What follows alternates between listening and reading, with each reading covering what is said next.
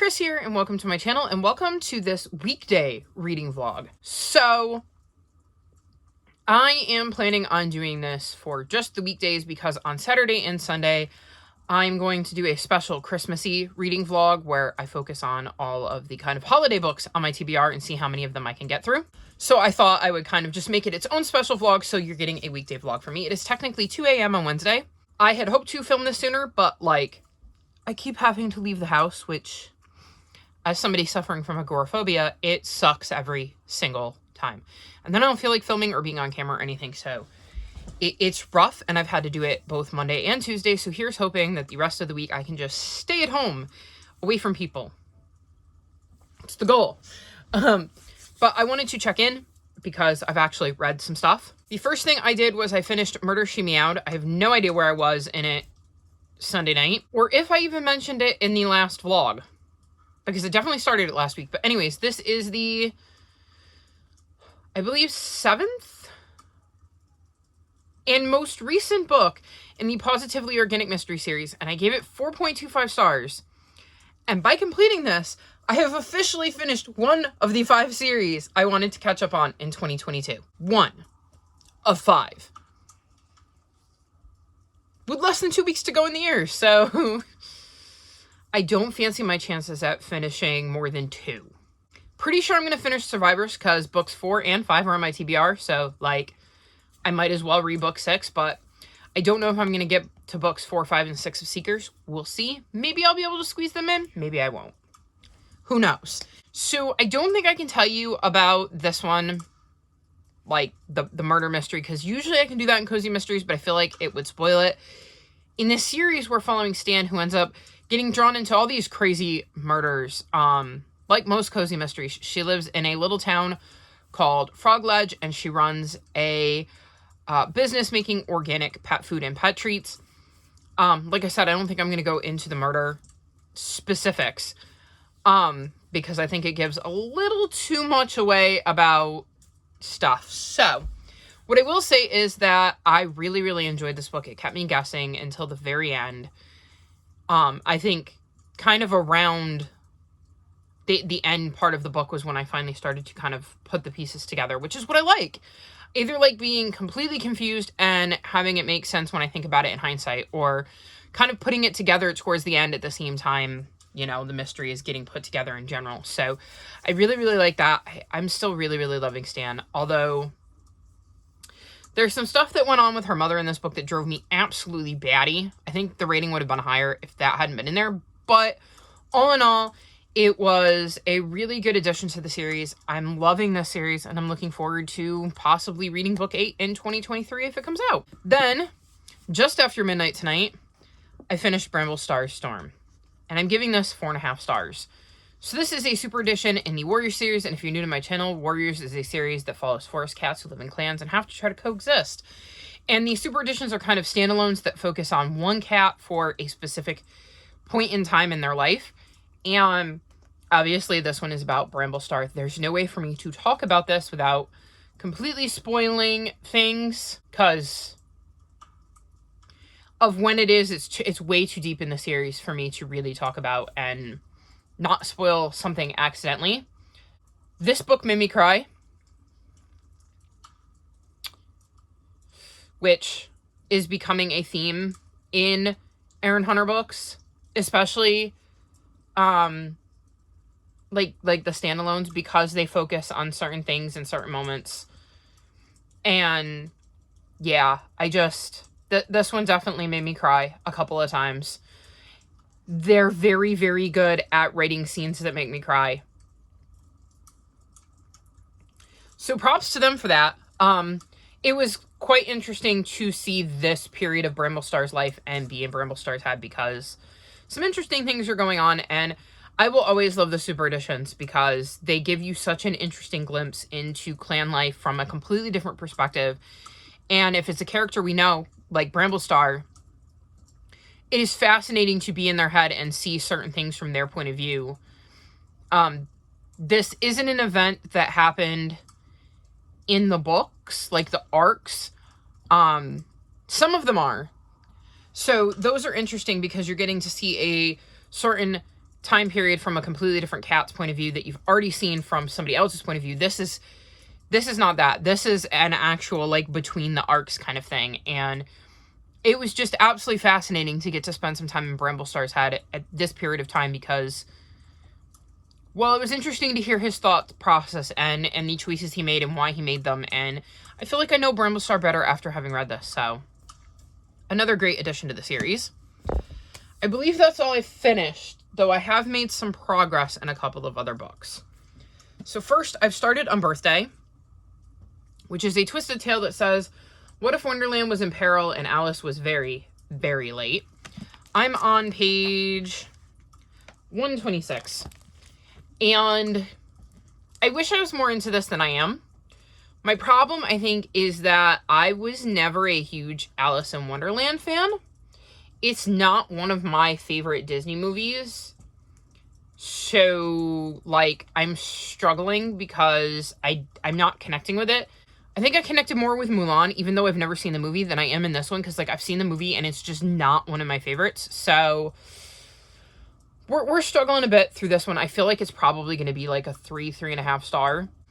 But I do still want to read it and see how things turn out. It's just, I don't think going to be one of my favorite ones in the series, which makes sense because I think with the Twisted Tales, I think it makes sense that a lot of people are going to enjoy the ones that are based around like the stories they enjoy more. At least in my point of view, at least for me, the more I enjoy the original story, the more likely I feel like I am to enjoy the Twisted Tale because I know the story better. So for all of you that have seen Once Upon a Time, and have seen the Mad Hatter from Once Upon a Time. That is what I'm picturing when they mention the Mad Hatter, not the cartoon version. I am picturing the cartoon version of Alice, though. So, that's a very interesting juxtaposition when I'm picturing a cartoon version of Alice and a human version of the Mad Hatter, not the cartoon version, because they're two completely different characters. So, yeah, that is making things interesting. But I'll get through it. I just don't think it's going to be one that I am necessarily chomping at the bit to pick up because I keep looking at my books going, is there something else I could be reading? So, yeah. Don't think it's going to be my favorite, but I will get through it. And then the last update I have is that I've started Tunnel of Bones. I am on page 105. So, decent little start in this. This is the second book in the... I'm sure there's a name for this series. No idea what it is. This is the sequel to City of Ghosts, I believe. It's the second in Victoria Schwab's middle grade series where we're following Cassidy Blake, who has the ability to see ghosts and communicate with the other side, and her parents are actually the hosts of like a ghost hunting TV show, and they don't actually see the ghost, and they don't know she has this capability to interact with the other side and ghosts and stuff like that. And in the first book we were in Edinburgh, and in this one we're in Paris, and it is already sufficiently creepy. So I will not be reading any more of this tonight because it definitely has that creep factor. I'm really enjoying it though. I just decided to finish this instead of finishing this, but so far, so good. We'll probably finish this tomorrow. I think tonight my plan is to pick up Pax Journey Home because I have the audiobook of this. I had been waiting for it to come in, and I really, really want to read it, and it won't take me long to read with the audiobook because, I mean, it's got, I think it's got, no? Yeah, it's got the occasional illustration, and if I remember the first book read really quickly, and it's about a boy and his fox who get separated during the war, and I have no idea what the second book is about, but I'm very excited to dive back in because I remember loving the first book. So I think that's my plan for tonight, and yeah. Then that would leave me, once I finish the books I've mentioned, I'm looking over there. I have the 4th and 5th book in the Seeker series, the 9th book in the Pendragon series. I have the 3rd book in the Unicorn Quest. And then I have my 2 fall covers and my last 5-star prediction for the last round. And I think those are the main books that I would like to get to that are not part of my Christmas vlog. Because I do have a few books that I wanted to read for my Christmas vlog that are on my TBR. But those I'm reading this weekend. So once I get through those, then I can go into that. I'll probably pick up the Pendragon book. It's my audiobook because I can listen to that while I'm doing other stuff. And I love the audiobooks. And then for the physical books, I will probably work on Survivors and try to see if I can get through all of those this week. Let's make that our goal. Can we get through Pendragon, all 3 of the Survivors books I have left, and these 3 in 5 days? We'll see. Depends on how quickly I read. I think of all of them, this is going to be the hard one because I don't particularly want to read it. And it also doesn't help that I swung by the library today. Well, my mom did. I was in the car. And picked up some library books I had waiting for me. And the 3 I had waiting for me are The Eye of the World by Robert Jordan. And I'm very excited to get in to this at some point, probably next month, because I'm reading it as part of, Sandra's read-along that she's going to be doing for The Eye of the World. I'll link her channel in the announcement video below so you can get all the details. Royal Assassin, which is the second book in the Farseer trilogy, because I love book 1 and I just want to dive into book 2. And then A Wizard's Guide to Defensive Baking, which I believe is a, like, cozy fantasy, and I've found I really, really love cozy fantasies. So I have these 3 books right here because I'm really into adult fantasy right now, and that's what I want to be reading. And I don't have any more adult fantasy on my TBR, so, like, it's rough because I have these books sitting right here that I want to read. And that's in addition to the giant stack. Like, I have a ridiculous number of library books out that I would like to get to, so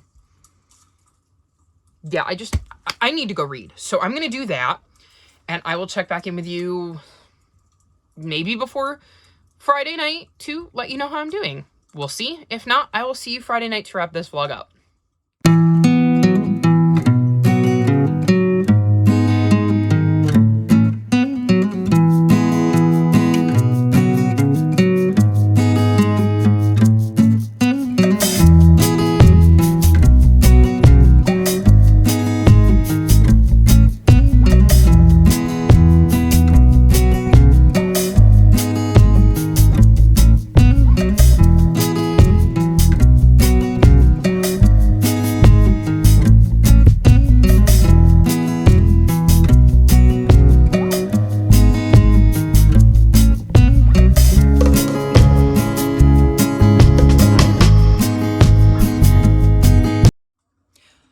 So it is officially Christmas Eve, which means it's time to wrap this vlog up so that I can do my Christmassy weekend vlog. I have read quite a bit in the last few days. So first up, I read Pax Journey Home. This is the second book in, I believe it's a duology, at least as it stands right now. And in this series, we follow a boy and his fox in the first book. And I think it's some kind of historical fiction. I don't know exactly what time period off the top of my head, but the boy Peter's mother has died ages ago. And the father is getting ready to go off to war, and he has a pet fox named Pax. And the father makes Peter leave the fox behind, and we see both Peter's journey and Pax's journey post being separated. This is a continuation of that story with a bit of a time jump. And I gave this book 5 stars. I absolutely loved it, just as much as I loved the first one. It is so heartwarming and a very different look at a animal main character, because usually the books I read with animal main characters are like by Aaron Hunter, so they're animal focused. They aren't really humans, and when they are, they're not a good thing. We don't like seeing them show up. Whereas this really is just a continuation where we talk about the bond that Pax and Peter have, and we kind of get to see how that plays out a little bit differently in book 2. I absolutely love this series. If Sarah Pennypacker wanted to write a sequel, and make it a trilogy, I would absolutely pick it up. I love it. I definitely think I need to see if she's written anything else, because I really, really, really, really love both Pax and Pax Journey Home. They were just both really, really enjoyable reads, and it was fun being back with Pax and Peter again and seeing this new leg of their journey. So highly recommend this series if you haven't checked it out. Then I read Tunnel of Bones. So this is the second book in the Cassidy Blake series, and I think I'm going 4.25 stars on this one. So in this series, we are following Cassidy, who has the ability to see ghosts after a near-death experience. Her parents are the hosts of a paranormal investigation show, and they have no idea their daughter has this ability. She also has a best friend named Jacob, who happens to be a ghost, so they don't know about him in the sense of they have no idea that he's actually there. In the first book, they're in Edinburgh, which is extremely haunted. In this book, they go to Paris, and of course, mischief awaits. There are definitely ghosts and ghouls and all sorts of that stuff in this book as well. This was creepy for middle grade. Definitely reached the limits of my creep factor. I really, really enjoyed the creepiness though. It was the perfect amount of spook for me.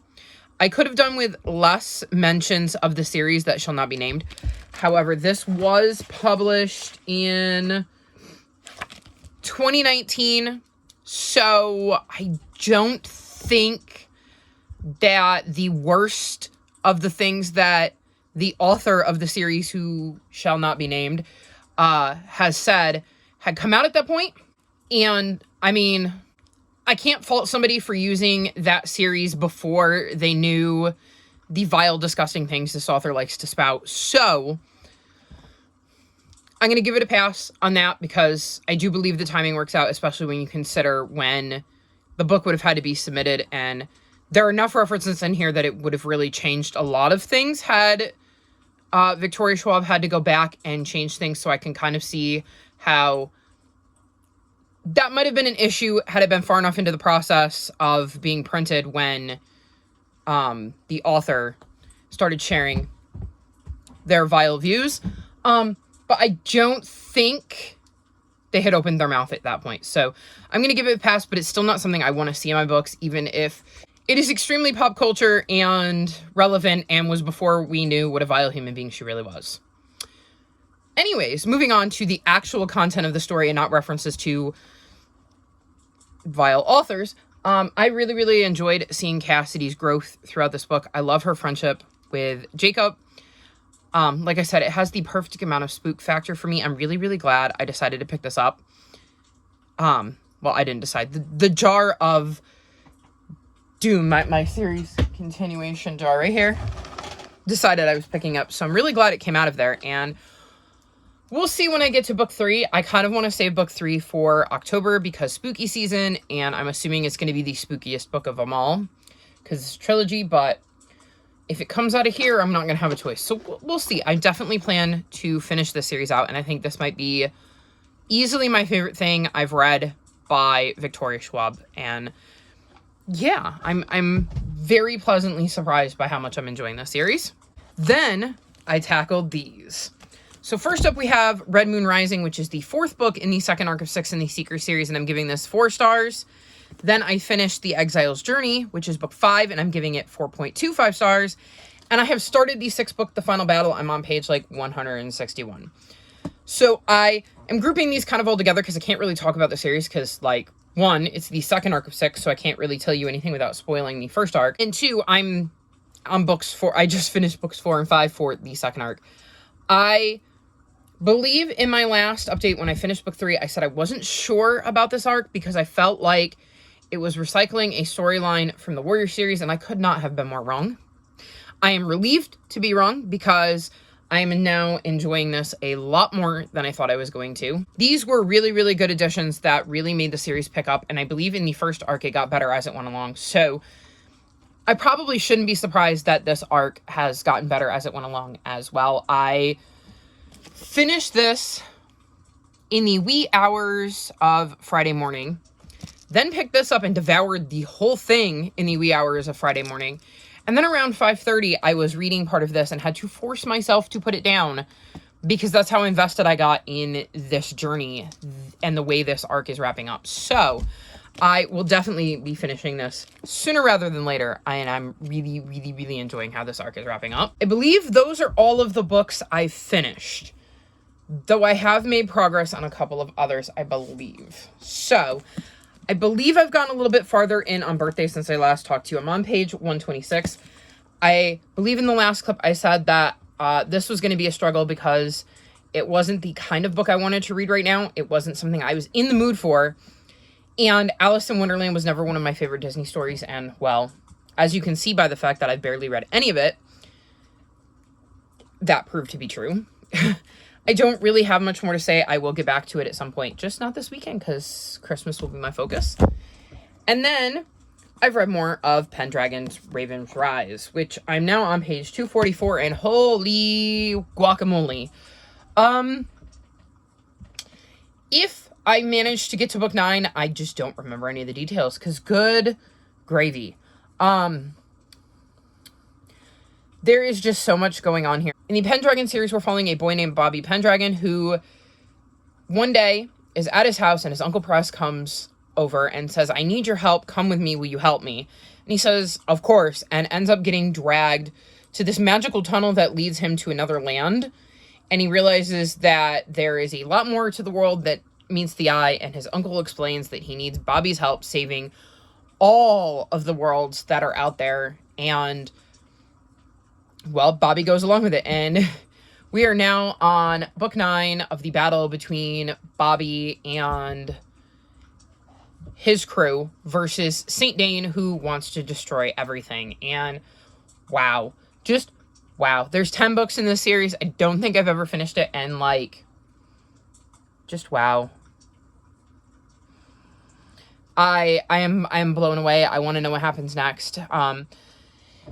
It will probably have to wait until after the weekend because I'm going to be reading Christmassy books. But I see no reason why I won't be finishing this easily before the end of the month. So that is quite exciting. And I'm really, really enjoying diving back into this world and finding out what's happening next to everybody. So, yeah, lots of sequels. It's not a round of final book support group, but it certainly felt like that with all the sequel reading I have read this week. Well, this weekday vlog thing. I don't know. Other than that, it's been a really stressful week. My phone is getting massively full again, so I'm trying to catch up on editing while also reading. And, I keep having to leave the house because Christmas.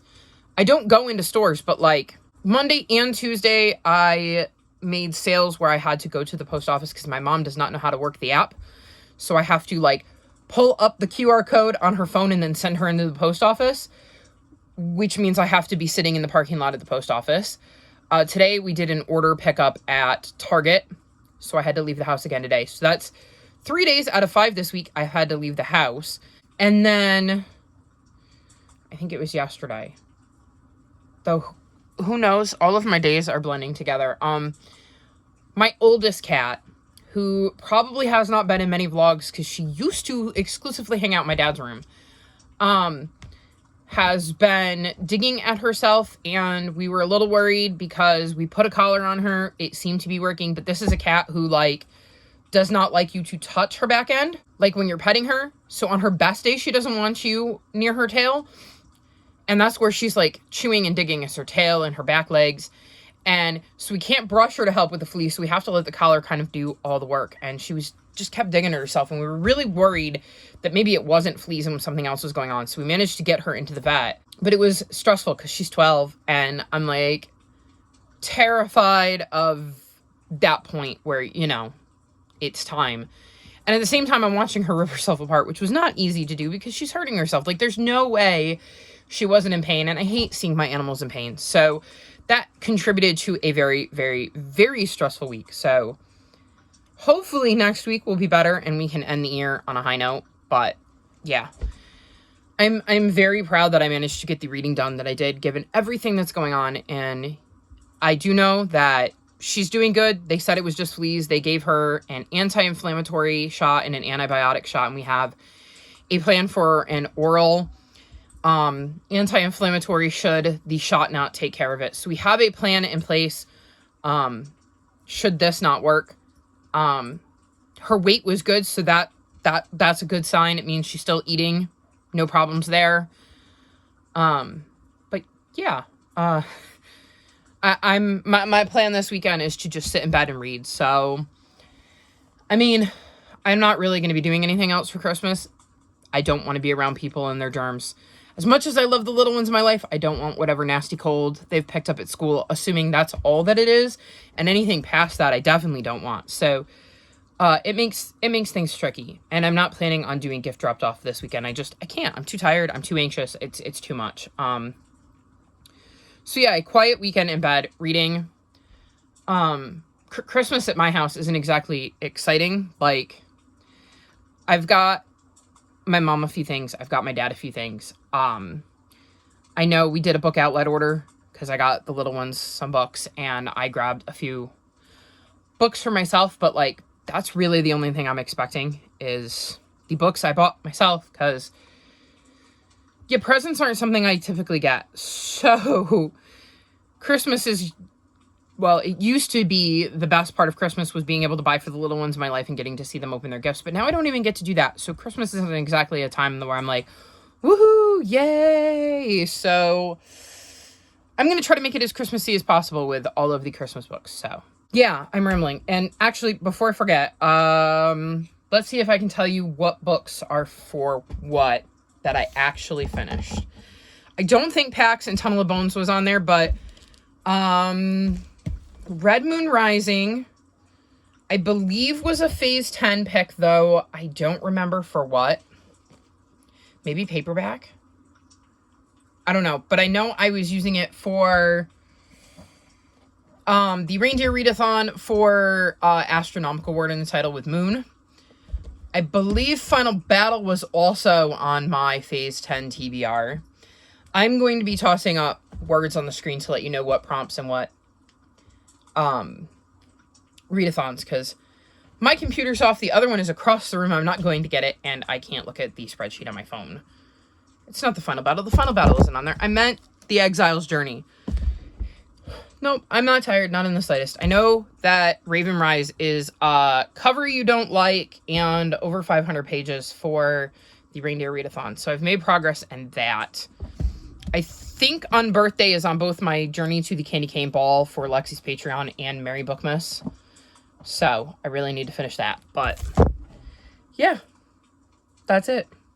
That's all for this vlog. I'm hoping I can keep my readathons in January down to like one that is January specific. I have like, I'm going to do Buzzwordathon, which is a year-long thing, so it's not as big of a deal. And then I'm looking at another one that's kind of similar to Buzzwordathon, where there are prompts, but like it's a few each month, so it's spread out over the year. But we'll see what I decide to do. I'm going to wrap this vlog up here so that I can go start my Christmas-themed vlog and, well, finish the Final Battle, because I'm finishing that before I start my Christmas book. So, yeah, that's all for this week's vlog. All of my social media is linked in the description below if you'd like to come chat with me. If you've made it this far in the video, leave me dog emojis, because all of the dog books got read this week. Like this video and subscribe to my channel, and I'll talk to you next time. Bye!